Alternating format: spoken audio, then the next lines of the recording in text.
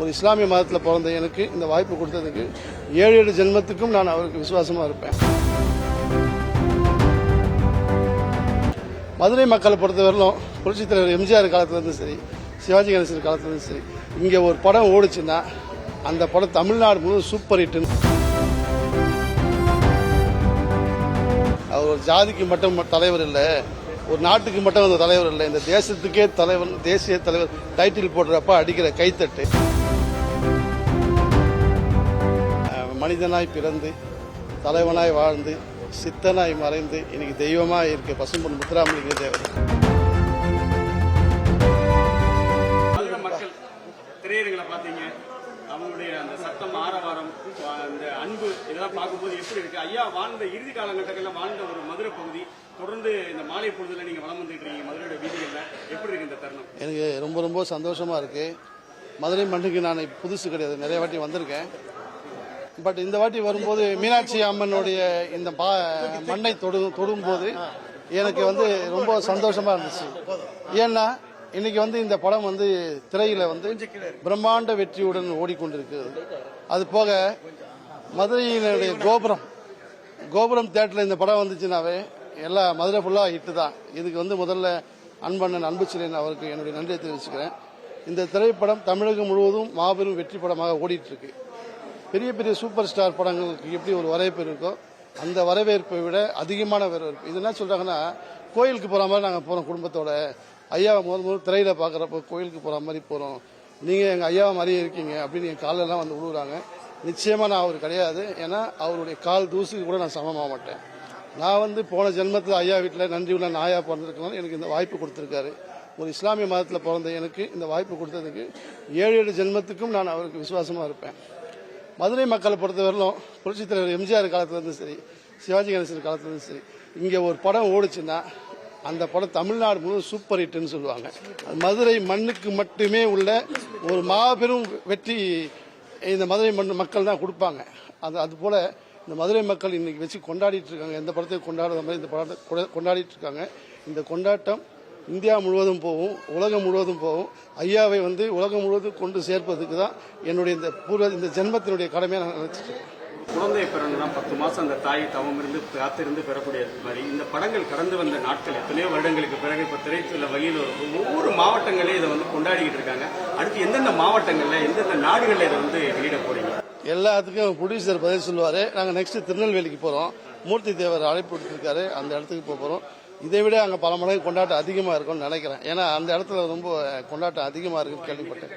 யாராக இருந்தாலுமே ஒரு ஹீரோவா நடிக்கணும், இது மாதிரி ஒரு ஹிஸ்டாரிக்கல் ஒரு மூவியில் நடிக்கணும். ஒவ்வொரு அந்த அனுபவங்கள் அந்த களத்தில் ஒவ்வொரு கேரக்டரா நடிக்கும் போது நீங்கள் பார்த்த கேரக்டருக்கும் இப்போ படத்தில் உங்களோட நடிச்ச அந்த கேரக்டர், உதாரணத்துக்கு நேதாஜி ஐயாவுடைய கேரக்டராக இருக்கட்டும், மற்ற பிற கேரக்டர்லாம் நடிக்கும்போது அந்த தருணம் எப்படி இருந்தது? சார், நாங்கள் ஐயாவுடைய வேடம் போட்ட உடனே எனக்குள்ள ஐயா வந்த மாதிரி நான் ஃபீல் பண்ணேன் சார். என் முன்னாடி யார் வந்தாலும் எனக்கு தெரியாது. அது மாதிரி நேதாஜி சுபாஷ் சந்திர போஸ் நடிச்ச சத்யகுமார் என்னுடைய நண்பர். அவரும் இப்படிதான். அவர் நேதாஜி மேல பற்று உள்ள ஒரு மாபெரும் ஒரு நண்பர். அவரும் இப்படிதான். எல்லா கேரக்டரும் அப்படிதான். காந்தி அப்படிதான். இது எல்லா பெருமையும் இயக்குநருக்கு தான் போய் சேரும். ஏன்னா அவர் தான் இந்த உறவு ஒற்றுமை உள்ள எல்லாத்தையும் செலக்ட் பண்ணி எடுத்தார். குறிப்பா தென் மாவட்டங்கள்ல அந்த கைரேகை தடுப்பு சட்டம் மிகப்பெரிய ஒரு பேசுபொருளாக இருந்தது. அந்த படத்தினுடைய காட்சிகள் அமைப்பு இருக்கும்போதுலாம் எப்படி இருந்தது? அதாவது என்னடா இப்படி நடிச்சிட்டோமே, இல்ல இந்த இதெல்லாம் கூட சிறப்புகள் திரையில அந்த ஒவ்வொரு ஸ்கிரீனுக்கு பார்க்கும்போது ரசிகர்களோட அந்த எதிர்பார்ப்பு, நீங்க எதிர்பார்த்தீங்களா இந்த சீனுக்கு இப்படி கிளாப்ஸ் இருக்கும், இந்த சீனுக்கு இப்படி எல்லாம் இருக்கும்? சார், எங்க இயக்குனர் அவர் ஒரு ஜாதிக்கு மட்டும் தலைவர் இல்லை, ஒரு நாட்டுக்கு மட்டும் அந்த தலைவர் இல்லை, இந்த தேசத்துக்கே தலைவர், தேசிய தலைவர் டைட்டில் போடுறப்ப அடிக்கிற கைத்தட்டு 2 பேர்லாம் அடிச்சிட்டு இருக்காங்க சார். இது போதும் சார் எங்களுக்கு. இந்த கைத்தட்டுக்கு ஒரு நடிகனா எனக்கு என்னன்னா, ஒரு நடிகன் கிட்ட போட்டோ எடுக்க விரும்புவாங்க, ஆட்டோகிராஃப் வாங்க விரும்புவாங்க. எந்த நடிகன் காலில் போய் விழுந்தது சரித்திரம் கிடையாது. ஆனா பசும்பொன் முத்துராமலிங்க தேவர் வேடத்தில் நடிச்ச என் காலில் எத்தனையோ தாய்மார்கள் விழுறாங்க, பெரியவங்க விழுறாங்கன்னா இதெல்லாம் அவர் ஐயாவுடைய பாக்கியம் தான் எனக்கு. படத்துக்கு பிறகு உங்களோட நண்பர்கள், உறவினர்கள், வீட்டுக்கு இருக்கவங்க இவங்கெல்லாம் எப்படி பேசுறாங்க? நான் 4 வருஷமா துறவரம் தான் வாழ்ந்துட்டு இருக்கேன். இன்னைக்கு தான் மாலையே கழட்டி ஐயா இதுல வச்சுட்டு வந்தேன் கோயில்ல. பட் எல்லாத்தையும் ஐயா பாத்துக்குவாரு, அவ்வளவுதான். அவர்கிட்ட என் வாழ்க்கையை அர்ப்பணிச்சிட்டேன். படத்துல மறக்க முடியாத தருணம்னா ஏதாவது? எல்லா தருணமும் மறக்க முடியாத தருணம் சார். அது குறிப்பிட்டு சொல்லணும்னா, இறுதி காட்சியில ஐயாவை அடக்கம் செய்யற மாதிரி ஒரு இடத்த செலக்ஷன் பண்ணோம். அந்த இடம் அந்த இடத்துல ஐயா உண்மையாவே ஐயாவுடைய கேதத்துல மழை வந்துச்சு. அதே மாதிரி எங்களுக்கு மழை வந்துச்சு. அது திருவண்ணாமலையில் இருக்க மகரிஷியோட இடம் அது.